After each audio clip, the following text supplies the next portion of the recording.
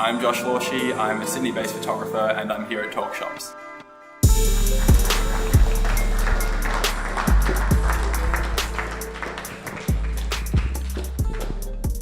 So in everything I do, I inspire to capture and share beauty.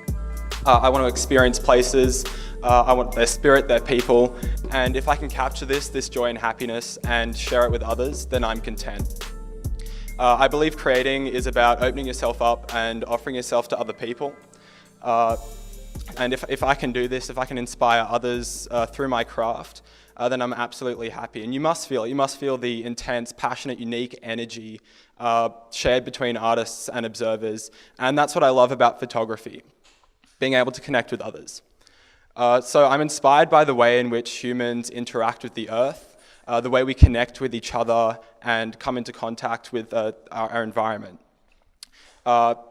This world that we live in is absolutely amazing, and I guess that's what my work is all about. It's about telling stories about people and places, because that is what life is. Now, you might be thinking to yourself, what the heck does this skinny kid know about creating? And there is a good to fair chance that everything I say tonight will be utter garbage, but if you listen in, I might provide some perspective or some insight into what it's like to develop within this modern world as a young creator. So my name is Josh Lorschy and I'm a 17-year-old high school student with a passion for visual media. I dabble in a bit of everything. I've done some graphic design, web development, and video work, but I found a particular interest in sharing my experiences through photography. So I use minimal equipment, not just because I'm a financially dependent student, but also because I'm moving around a lot, so it's good to stay lightweight. I shoot with a Nikon D810, a 24-70 f2.8, and I've also recently just picked up my first drone, a DJI Mavic Pro, which is super exciting. I guess what I really love about photography is the capacity to capture one moment, one instance that's slipping away. In an image remains the thoughts, the emotions, and the feelings at the time of shooting. And then I guess the goal becomes finding the right moment to capture. I'm still developing my style, I'm constantly developing, but I like to think of it as a happy mix between documentation and emotion. For me, it's just about capturing and celebrating life in a loud and vibrant portrayal of people and places. I am, as I said before, I'm inspired by the way in which humans interact with the earth. I take a lot of images more often than not. I'll be outside, in nature, in natural environments, just capturing what's out there. I love exploring all the amazing small places that Australia has to offer, particularly when I'm able to visit small, relatively unknown places and capture that to share it with my followers. As you'll see, a lot of my images depict a small human subject within a vast landscape. I really like showing this massive surrounding because it shows how important and majestic the world is. Thanks.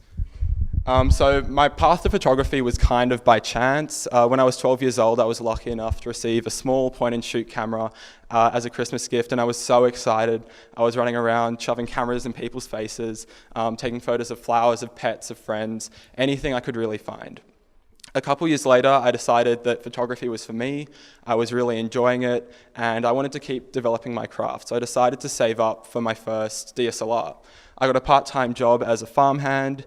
For Christmas and birthday gifts, I was asking people for money, greedy little kid, and eventually I'd saved up enough cash to buy a Nikon D90. From here, I started getting a bit more serious about my photography. I went absolutely ballistic on YouTube tutorials to find out how to operate the camera, how to use manual settings, how to edit photos using Photoshop and Lightroom. So I'm all self-taught, and I think that's what's really great in this day and age for creators is that there's so much content out there for free. And I really think it is important to be constantly developing, constantly upskilling, and constantly learning so that you can keep beating away on your craft, coming up with new content, coming up with new inspiration with all these different techniques. And that's exactly what I did. I'd find an image that I thought was cool, I'd Google how to do it, and I'd try to replicate it just to build technique and different skills, whether it be fruit falling into water, light painting on CDs, or just basic photo manipulation. And I thought this was just a great way to build my techniques and different skills, and all the while I was practicing taking photos of friends and family on holidays, skating, playing sport, whatever I could find. I got my first paid gig at the farm that I was working at to save up for my camera. It was a mobile animal farm, the kind that goes out to children's parties or fetes. And one day, I was working on the base, just cleaning and feeding the animals. And one day I decided to bring my camera just to take some photos of the animals after completing my duties. I sent a couple of the images to my boss, and she asked me to name my price and to keep taking photos every week. From there, I started promoting myself as a budget family photographer. So I'd be super upfront. Obviously, they weren't going to be professional grade images, but they'd be reasonably high quality. I'd charge something like $200 for the shoot, and the client would receive all of the digital files. And then as I got a bit older, I could get into parties and events, which was really easy work for some decent money. All of this sprung from the desire to buy new gear and to fund my passion for photography. So it was by no means thrilling work, but it was a great way for me to be able to buy new equipment, to be able to up my photography game for my personal projects. And it was obviously also exciting to be able to use the skills that I'd been learning in order to make some cash. So from here, I was always taking photos of random things that interested me, but I guess I started developing my style that I have today upon a family holiday to Thailand. So I started just by shooting away, snapping pics for memories, but I found that photography had a capacity to capture what I see and what I feel. And I thought it was really exciting to be able to capture my experience in any moment and to be able to share it with the world. And it kind of just clicked. I found that I had a passion for telling stories and that I had new stories to tell whenever I visited new places. So I guess this was also sprung on by the fact that being a photographer is becoming a much larger role than it ever has. Social media has definitely popped up as a platform upon which we can tell amazing stories.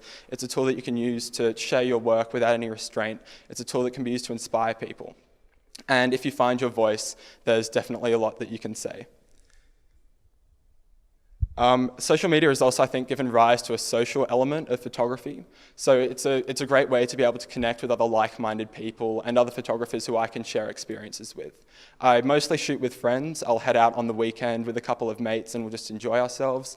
These are people who I know well, people who I can connect with, and people who I can comfortably shoot. But I have been able to use Instagram to connect with other creatives and models. The first time it happened, I got a message on Instagram from a model asking if I wanted to shoot. I had been wanting to get some more experience in portraiture, so I said, hey, why not? And we ended up producing some great content together. From that time on, I've been using Instagram as a way to connect with the creative community and also to organize collaborations. So it's just a matter, I found it really easy to find what I was looking for just by searching hashtags, scrolling through similar accounts that were in my niche and seeing who they'd worked with, and also just looking at users who'd been liking my photos. And then it just became a matter of sending out DMs, just, hey, want to shoot, hey, want to shoot, hey, want to shoot, and seeing who comes back to me. Through this, I've been able to meet so many great people, both photographers who are able to share their skills and offer new locations, as well as models who are able to bring their own creative input to a shoot so that we can create some great content together.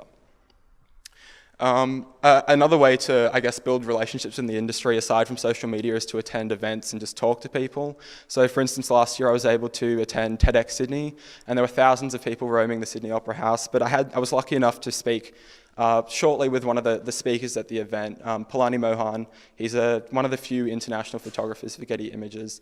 And he said something to me that changed the way that I think about photography.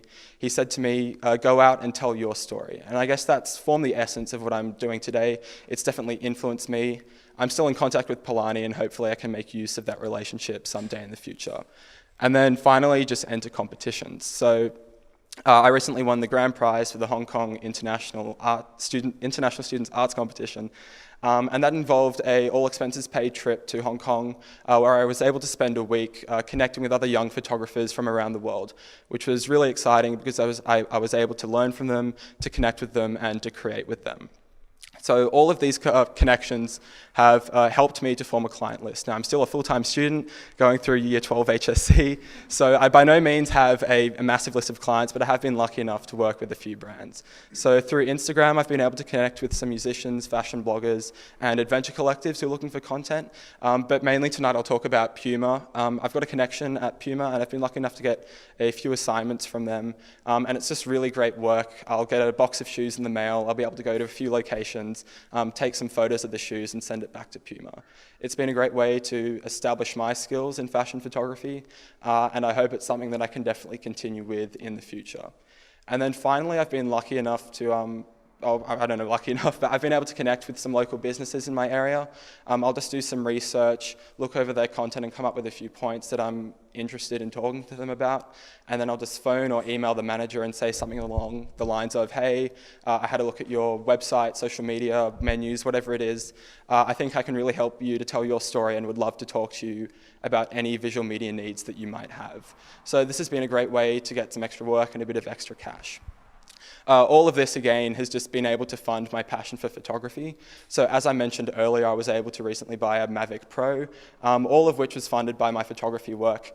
And I guess buying new gear, especially something like a drone, which offers just a completely new perspective, is just a really great way to inspire me to create new content, especially because I've been able to visit all these all the places I've already visited before and just get completely different images than I've ever been able to. And I think that's what photography for me is all about. It's about showing people things that they haven't seen before, and there's no greater way to do that than to fly through the sky. Aside from that, as being a content creator, I think it's just really important to get as much work out there as possible, and the only way to do that is to do what I love. I don't think there's any secret, at least not that I found necessarily, as to how to come up with inspiration for personal projects. But if anything, it's just finding something that you're interested in, something you're passionate about and willing to devote yourself to. And then it's just a matter of going out and giving yourself the freedom to create unrestricted and unrestrained. So that's definitely worked for me. I travel because I want to capture amazing locations and share this with people in order to inspire them to get outdoors, to enjoy being outdoors, and to care about life. With social media, you're obviously going to be influenced by a lot of people, especially with so many creatives posting new content every day.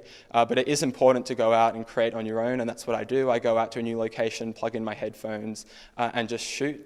That being said, I don't necessarily try to shy away from cliches. I don't want to stop taking a photo or posting a photo of a beautiful location just because thousands of other people have the same image. It's my memory, it's my experience, and all I can hope to do is to offer my own perspective. So with that, I'll wrap up my talk with some shameless self-promotion. It'd be awesome if you could hit me up on Instagram, Facebook, YouTube, all the usual platforms. Just type in Lorschy Media and you'll find me. I'd love to know what you think about my content, so feel free to shoot me a message. Cheers.